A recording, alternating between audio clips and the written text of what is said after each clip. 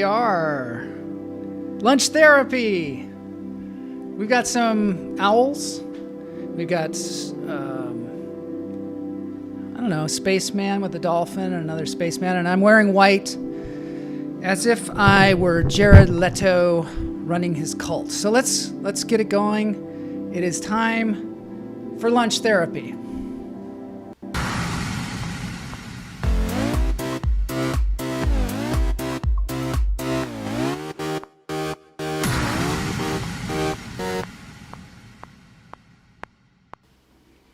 So good to be here on this fine, fine day. I have some owls for you guys and a crow. Today's show is going to be a multimedia extravaganza. There is so much planned that it is sure to be a complete disaster.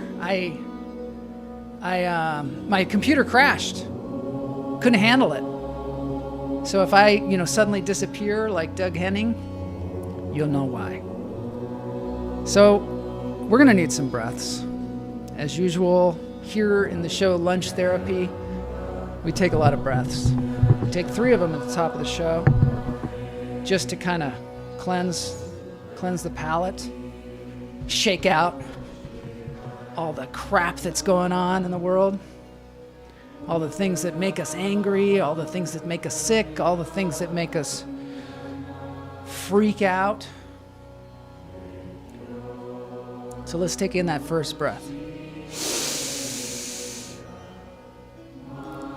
And hold it. And let it out. This show is a non-profit. It's not really a non-profit entity. It's just, it makes no profit. I'm a non-profit entertainer, I guess.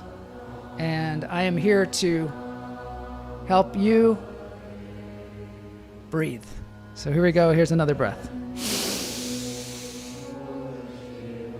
Take it in. Hold it. Let it out.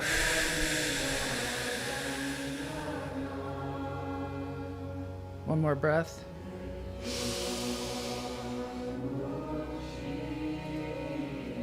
Mulva says your computer can't handle the truth. I think it's true. It's trying to sabotage me. No, my computer is beautiful. It is a truth machine. I should write that on the side, just like Bob Dylan. This machine speaks the truth. I don't know what he had on the side of his guitar, or something like that, though. That it was a truth machine, or maybe somebody knows. Maybe it saves lives, or I don't know. Whole like birds. Pam Palmieri is here. I'm going to take one more breath. What the heck? Since Pam's here. Hold it.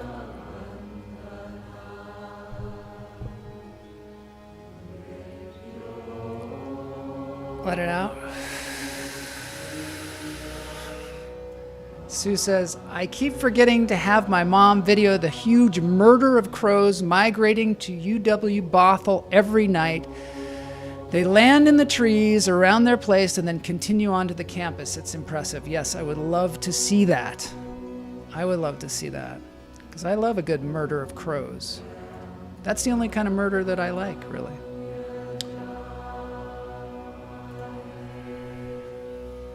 Speaking of murder, here is a beautiful video of a hummingbird. And I just, this I'm going to critique this video because I find it to be so pleasing.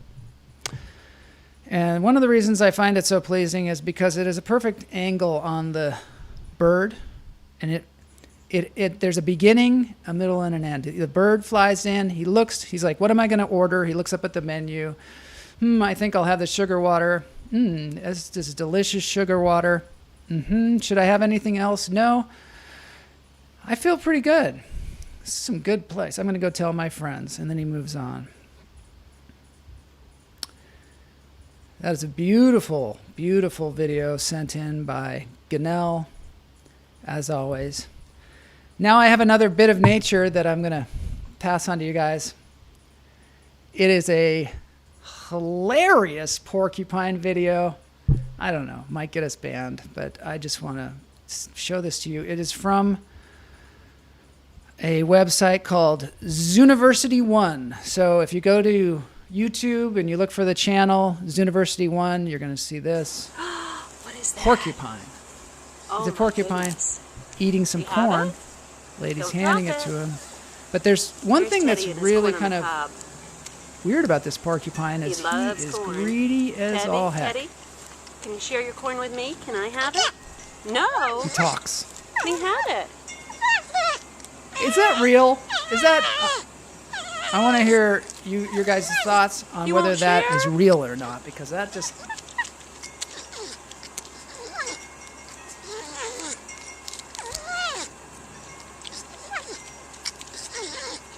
That's the cutest thing I ever saw. I don't know why she's not worried about getting porcupine needles. Anyway, that was beautiful. I'm sure it'll get me banned. But I just love that. I'm thinking that animals maybe are starting to talk, right? It's possible. My cat's been talking to me lately. I have the cat, Charlie Brown, and Charlie Brown is new to our house. We got him from Virginia. He flew all the way out here to be with us. And he is a wonderful cat, but he is a bully. He's a terrible bully to my other cats. And, you know, he acts all innocent. You know how the cats, they're like kids. You're like, what are you doing? And they're all innocent. And so, but he's a total bully, and he beats up other cats. And so I have to put him in his own office at night where he has to sleep in there. Otherwise he terrorizes, or he goes out and maybe he'll get eaten by a coyote or something. So I have to put him in the office. Joyce is here. Happy lunch therapy to Joyce. Adorkable. It was adorkable. So I put Charlie Brown in his office. He's got food, water, everything that he could possibly ever want, a bed. But he starts to scratch on the door, and I could swear he's saying, Joel, Joel, Joel, Joel. It sounds like my name. It's weird. And, you know, maybe animals are starting to talk. Certainly that porcupine was talking. I believe it was actually talking. Last night I went out to where we should have a critter cam, place where we feed our cats out in the alley. Fed the cat. But I'm out there with the bowl, and I'm walking over. This is how I walk, sort of, you know, Muppet style. I walk over there, and the outdoor light doesn't go on, and I'm waving and I'm waving. Well, I'm holding the bowl and waving, and it's not going on. And I see that there's an adorable little cat there trying to eat some of the food, and so as I get closer, I hear him stomping. He's kind of stomping and going, stomping. And I get closer and closer, and then I think, maybe that's not a cat. And so I walked away, and then I came back, and he was gone. And then I went, and I put the food in the bowl, and then I see him in the corner stomping. And the light comes on, and it's a skunk. Yeah, it was a skunk. A cute little skunk, sort of like that porcupine. Ganell has heard their cats say Joel on occasion. It does. I think they do. But maybe it's like dogs, you know the trick dog that talks, and he's like, what's on top of a house? Woof! See, my dog talks. What's on a tree? Bark! You guys, I'm sure you've heard that classic before. You don't talk to your animals? Of course they talk. We just haven't been listening closely enough, and I think that's true. Although I think if we listen to our animals too closely, they might say, don't eat us. Don't eat us, right? Someday they'll look back on our world and say, they ate the animals. Yeah. Something to think about, right? But this program today is about space and about the International Space Station. And thank you, Sue, for sending me videos. And thank you, Jose, who has been a huge help in instructing me on space, because I know nothing about space. I know very, very, very little about space. The only thing that I really knew about space up until this point was from this movie, Spaceballs, the classic Spaceballs. This is not a, I don't think this is an official poster because well, no, maybe it is. It's just in another language or something. Anyway, you know the movie Spaceballs, Rick Moranis. Rick Moranis is a very interesting person because he was super famous and super popular and just dropped out to raise his kids, which I think is cool. Truth. Yeah, I think you're talking about the animal thing. How someday we're going to look back and be like, they ate the animals. It's true. But no, everything that I learned about the International Space Station came from this movie. Mankind has always looked to the stars. Since time immemorial, it's called Love. The universe has been a source of Astronauts, Life, fascination Love, and Sex in fundamental Space. questions. It's on the internet. It's on is out YouTube. there? It's a How free was all documentary. this I created? highly recommend Where it. do we come from? I'm not sure. Maybe Jose recommended it to me. You know, I only use first names on this program because, you know, a lot of you are in the witness protection program. I use first names and, well, sometimes I use last names too. And sometimes I use first names and last names, but never social security numbers. I never say that. Or birth dates. Well, I might say happy birthday occasionally. Moving on. The International Space Station, it has been there since 2000. There were space stations before that, like Skylab and the Mir Station. But the big one now is the International Space Station. It's been up there for 20 years, and it has had people on it this entire time. We're watching movies about space and making up stuff about space and Star Wars and Spaceballs and all this stuff. But all this time, there are these people living in space. What kind of people live in space? First of all, it's very dangerous. Very dangerous. There's many different ways you can die in space. Although, I like that. Okay, I'm going to try and stay on track here. I love the comments. Comments are welcome, of course. I love them. But I am going to try and get through this today. The thing about, okay, space station. It's huge. It's the size of a football field. It weighs 300 tons. It flies just above our atmosphere. And there are people living on it from many different countries. It was built like a giant Lego set. Different countries flew stuff up there. Russia, Europe, the United States, Canada. There's different sections. They all fit together. And there are people that live up there. Their sole purpose, besides looking down at the earth and saying, wow, it looks flat. It doesn't look flat from up there. That's some kind of conspiracy theory that the world is not flat, right? But anyway, they're up there conducting experiments. That's the main thing that they do. People pay them to conduct experiments. But one of the things that really stood out to me was that it smells bad up there. It smells horrible. There are no showers. They've tried to make showers. They can't make them, so nobody takes showers. Here is one of my favorite clips from the film. Is a clip of a woman washing her hair in space. My comb. She's got her comb. What I like to do is I wish I by could get just my hair putting to some do hot that. water. If I could get my hair to do that squirting during the it show, onto my scalp, that would be cool. and I have a mirror here so I can kind Blah, of watch what I'm blah. doing. Flat Earth.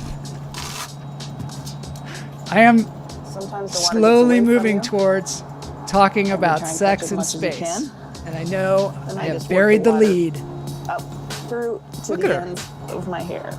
That is so cool. And I But- take my no-rinse shampoo. I don't know if that's really clean. Squirt it She puts also on this the dry scalp. shampoo Just a in little there. bit. And rub it in. Water is at a Again, premium, Working it out to the ends. tell you. Water in space, a bottle of water, to get it up there in space and to have it, if you were to buy it, it costs $10,000. No, 10,000 pounds, which might even be more than $10,000. Very expensive water. And it's fun up there, you know, because water, if you pour it out,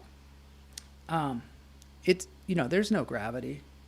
So it floats around. It has its own kind of bubble that it floats around in. There's some really cool stuff with that. But the main thing is it smells really bad up there. Here's another clip about how bad it smells. I've heard from an astronaut that the station, when you first arrive, sometimes smells a bit like an old gym. Like an but old you gym. quickly get used to it and don't even notice. Yeah, they get used to it and don't even up notice. there, it's hygienic, but it's different to how we do things on Earth. No showers. The main task on the no space laundry station either. is science. Everything else is subordinated to this. Everything else is Well, subordinated. you can't take a shower on the space station because there isn't one. There's But no it's shower. not so bad either. It's a bit like being on a campsite or something. I mean, no showers, but there are these wet wipes. Wet wipes. You don't exactly feel as clean as you would after a Yeah, shower. I wouldn't think so. But it's no big deal. Just use the wet wipes and you feel a bit dirtier than you would. It's disgusting, really. I'm sure it's the most disgusting smell ever because they've been living up there for 20 years. No one's ever taken a shower up there. They've just taken wet wipes. Jose is here. Thanks, Jose. I was singing your praises earlier. It smells like an old gym. It smells like stale Miller Lite, which is what college smelled like. So there's a guy up there who they get maybe an hour off a day. They work like 12 hours a day. And there's a guy up there that somehow in his spare time did a music video where he floats around singing Major Tom. I invite you guys to look at that. But I have made my own version of this song. Yesterday, I cranked this out. I hope you enjoy it.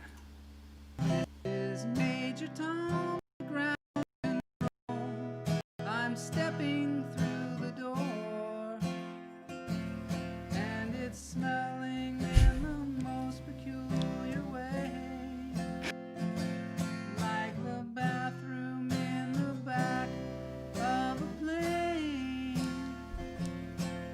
Or here, I am sitting in a garbage can, far above the world.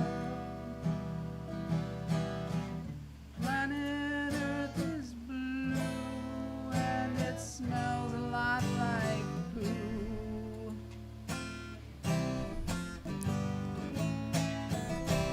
Okay, that's my version. I kind of messed it up because I tried to pop in there. But you know, this is a very technical show, so. Planet Earth is blue, and it smells a lot like poo. That's what I'm thinking. This is, you know, your belly button lint makes a good point. How do they clean their bum bums? You know, there's an outhouse, well, it's not really an outhouse. It's a bathroom, and it's got all these weird little nozzles and things, and they have to. It's disgusting. It's a good question. I think wipes, wet wipes. But you know, it's not so bad. There's a tiny little hole where you can crap, but it apparently gets away from you. There's a woman that talks about that. It's kind of disgusting. She also shows you how they sleep. They sleep. There's like a circular area, and there's a bed in all north, south, east, west, right? And you can sleep toilet stamps. I don't know. He knows more about it than I do, I think. So, but the problem is you can't lie down. You can't lie down. There is no down. There's no down. When there's no gravity, there's no down, there's no up. You can't get down. You can't be down. You can't light up. You can't do anything up or down. Maybe there's some more suggestions in the chat room for that. But you don't get that feeling of like, when you lie down. You know how you lie down in bed and you're just like, So what they do is they sometimes will strap themselves in bed just to get that feeling of like, I'm sleeping now. I imagine it's like being on a plane trip to Australia forever, just for months and months and months. They have bidets, shiny, hiney fixtures. That is a callback to a show many weeks ago where they had, maybe they have the shiny, hiney, which is a special tool to clean your ass. Sent to us by Todd Lee. Very, very nice thing. So, yeah, so there's no down, there's no up, and you don't get a lot of sleep, and you have to strap yourself in. And so the question is, has anybody had sex in space? And before I get to that, as I say, I'm bearing the lead. I'm going to show you a more a version of that song that I did, but with a little more production value. Is there north in space? Is it still governed by the North Star? That's such a good question. That's a question for Jose. So here is my Weird Al Yankovic version of Major Tom with a little more production value. This is Major Tom to ground control. I'm stepping through the door, and it's smelling in a most peculiar way, like the bathroom in the back of a plane. For here I am sitting in a garbage can, far above the world. Planet Earth is blue, and it smells a lot like blue.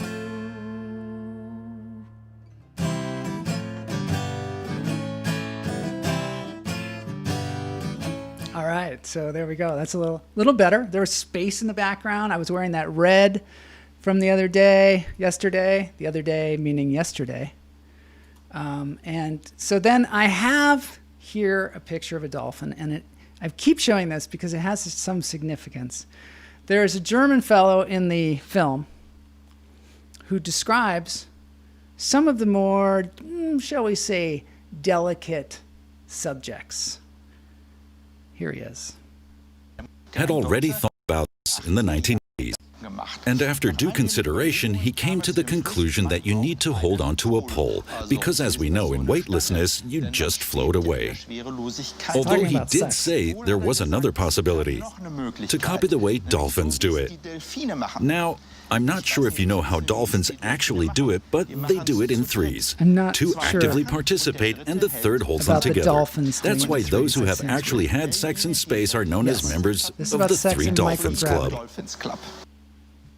The Three Dolphins Club. I blew the whole thing, but he says it's called the Three Dolphins Club. So yeah, you've heard of the Mile High Club. Because they're up in space, they have to have a whole new term for people that have had sex in space, and it's called the Three Dolphins Club. Because apparently, and this just seems weird to me. Apparently they're saying because there's no gravity, you kind of float away from each other. But I mean, don't we have arms? You could hang on to the other person, right? But for some reason, this guy seems to think that you need three people, like one person to hold the people together, which I think is ridiculous. But I have never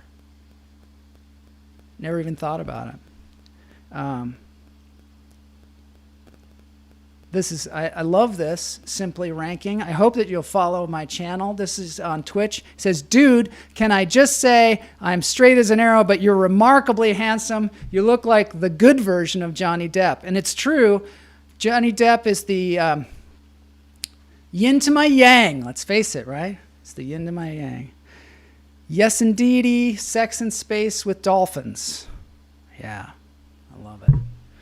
Octopus Lady is kind of upset about this. So okay, answer to the question.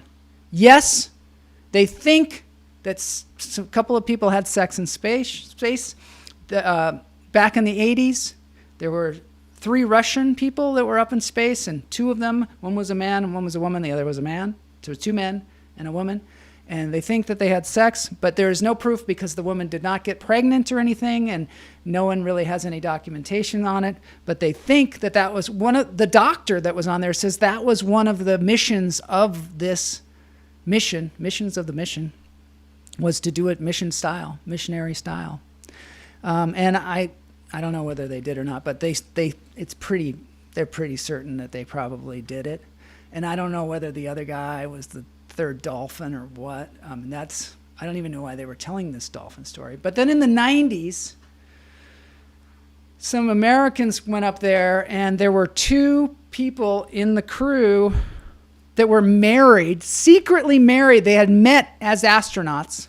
They had gotten secretly married, and because they didn't want it to be, the whole thing to be canceled. And they flew up there, and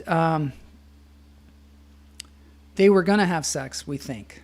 But Big Daddy NASA found out about it, and they got mad, and they separated them. They put them in completely different parts of the space station so that they could not get together. Inconceivable.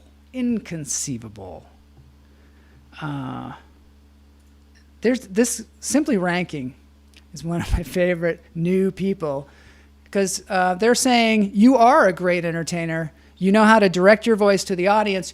Do you work in radio professionally? You're very charismatic too. You would slay Hollywood. I would slay Hollywood. Thank you very much for simply ranking me in that way. I appreciate your input.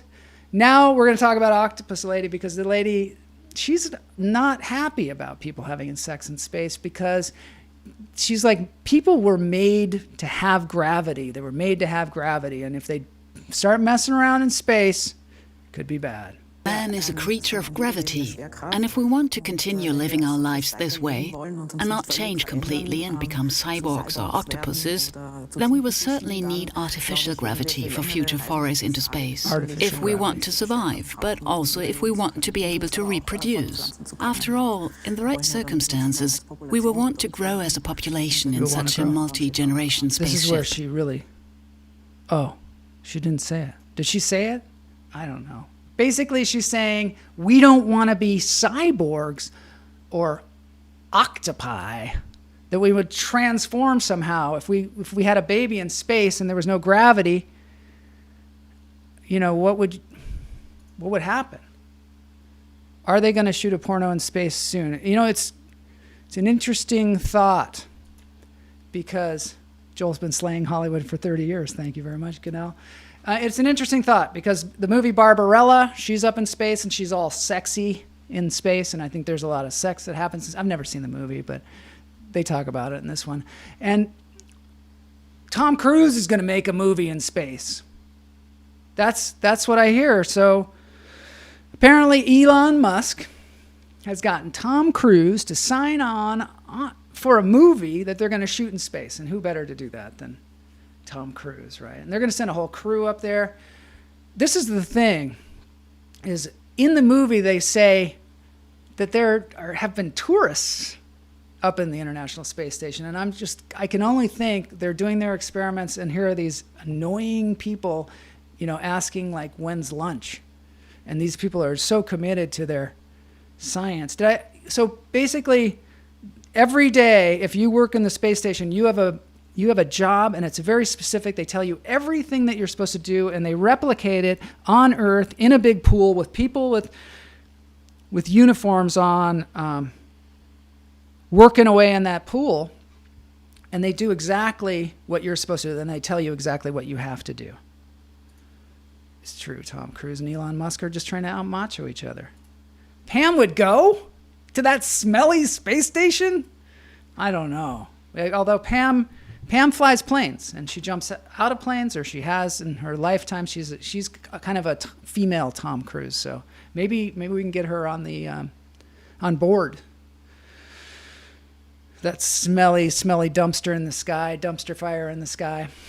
So yeah, so Elon Musk and Richard Branson, they're all starting to sell tourism in space, which I think is just so weird. I mean, like, what?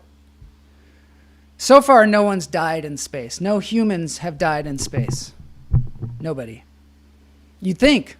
I mean, people have died trying to get to space. People have died, I think, after they were in space. Well, definitely after they were in space. But no one has actually died in space, even though there are multiple ways to die, as we've seen in movies like Gravity. One of the things that they talk about is space particles. That's like space garbage. And it flies at 10,000 kilometers a second. So if you run into space particles like that, space garbage, you would know it after you were filled full of holes, I think. So far, no one's died. But they are going to have tours go up there, so I'm sure that statistic will be over soon. Yeah.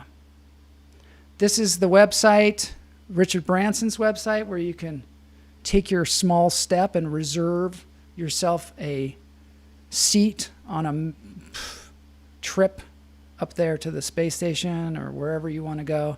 Seems crazy right now, but these guys are just crazy enough to make it happen. This Jeff Bezos is also on board with doing this kind of thing. And here, then there's the SpaceX guys.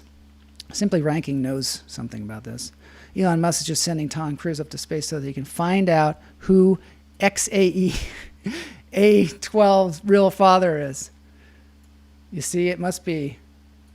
That's a movie reference. That is definitely a good one, too. All right, so we're at the end of the show.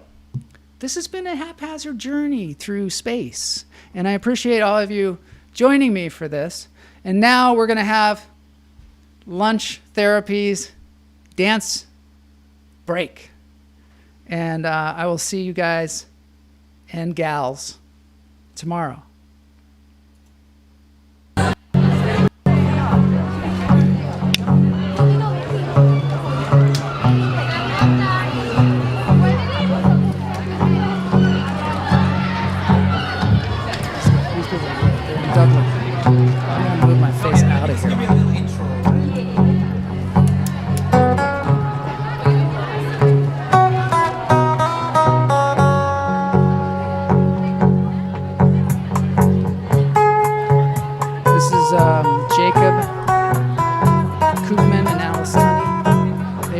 Dublin. This is a YouTube channel called Dublin City Today. They're street performers. The world was on fire, no one could save me but you. It's strange what desire makes foolish people do. I never dreamed that I'd meet somebody like you. I never dreamed that I'd love somebody like you. And I don't wanna fall in love. And I don't wanna fall in love.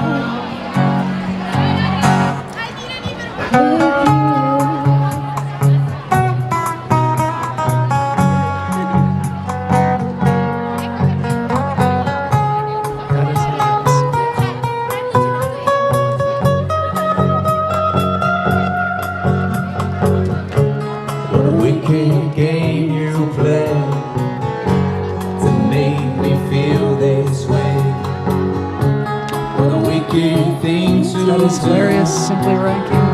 You should come join more often. Thanks, everybody. This is the end of Lunch Therapy. See you tomorrow.